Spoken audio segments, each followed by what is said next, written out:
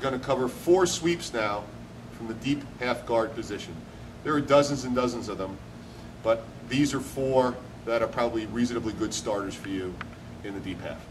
So you get to your half guard position, you transition into your deep half guard position. So you're here. Again, remember your basic principles. Float this foot if you can. This lock down on the hip here. Hide the Kimura if he starts chasing it. If he doesn't chase it, no worries. This is where the principle now of thinking about your partner on a log. I want to envision myself as a log rolling. Watch what happens here with Brian. When I'm here with him and I want to move Brian that way, there are 2 things I have that work very well. One is my hip position. He's on top of the log right now. Watch his physiology when I shift my hips. Look what he just did. He fell on the other side of the log. Let me do it again. Subtle, but important for this deep half. Here, look. Almost halfway through the sweep. Same thing happens when I go the other way. Look. I rotated my hips. Look where his energy is now. Let me do it again.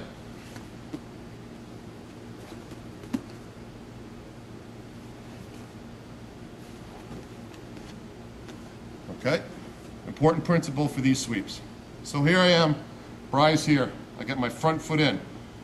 Generally speaking, if I want to sweep him that way, my other control is this front hook.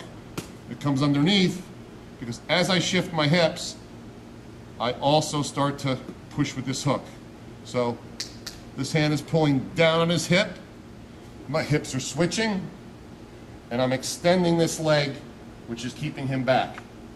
I like to cup under and slide here for my double underpass. One more time. I'm in deep, okay? I want, otherwise I'm here, or I hide. Look, this starts pulling down, my hip switches, I elevate with this hook, my head acts as another limb, and I push him down. Constant pressure. Okay? That's 1.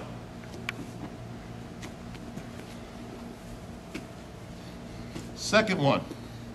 Again, think of the log. Brian's here. I want to start moving him this way. What do? I bump him up. My right elbow hits him in his butt, bounces him forward as my hips shift underneath. Okay? Now look what I do. This arm comes underneath. I mark this leg, and I just keep coming up, and I stay onto this leg, pulling it out, driving him down.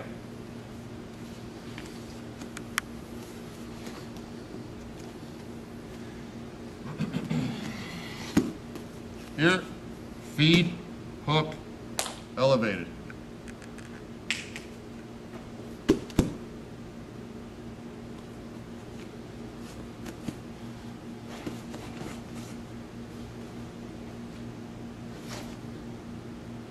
Sweet. Now there are a number of subtle things you can do that you'll see in a lot more of the advanced guys material that you can consider later. But for now, understand the principles of this. Remember, these are the basic movements. You'll see Lucas and others get here, and they'll use the knee to rotate the guy. Fantastic. But right now, understand the principles of the log roll, the hook placement, and influencing your partner's body. Others, last final set here on this one, the last 2. At this point, sometimes you'll get here and your partner will base up like this and he'll get his foot on the mat nice and square, yeah. Call this an electric chair sweep. So what I'll do is he'll be here on me. He'll start rising his hips up a little bit. Watch what I do. I'll slide underneath him, lifting this hook up to this position here. This will have this leg dangle. I grab this leg, I extend out my left leg, and I pull in here. and I keep pressure, and I sweep my partner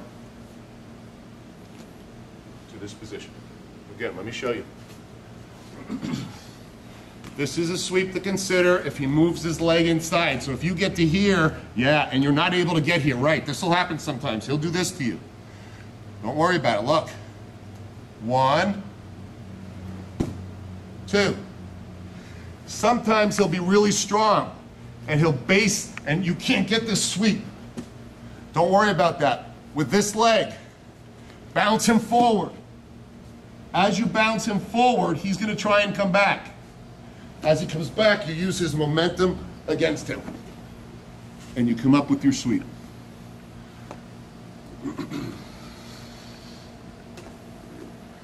So rotating the hips here is important. Look, we're here. He's getting a good base, right? Look. See that position? Look. I'm keeping here. And then I extend my leg.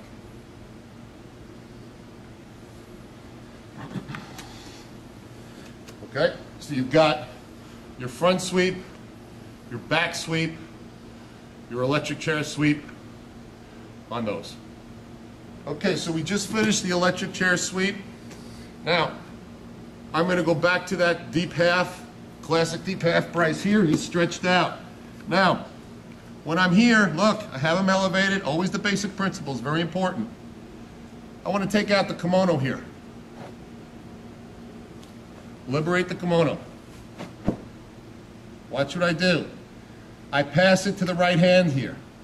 But for insurance, I do have his leg floating, which makes it tough for him to step over. I put my head here, just as a barrier, just so he can't step over. I'll show you why in a second. But what I want to do is I want to pass this kimono to this hand, lift up his leg, and grab it again. Here's the danger in this position. If I'm not prudent with keeping him off balance, I get the kimono here, I get lazy and take this arm away, he's going to step over. Yeah, and I'm going to have problems. So come back. So make sure that when you're here and you're doing this position, you got your lockdown, lift this leg off so his butt falls backwards. Then take out the kimono, head pressure against him, a little insurance, grab the kimono. This goes underneath. Now you're in good shape. Now here's the balance of the sweep. My left elbow that's holding the kimono wants to come up high. And I want to move my hips out. So look, left elbow comes up, this hook starts moving him. I keep this kimono high the whole time until I pass for my side control. One more time.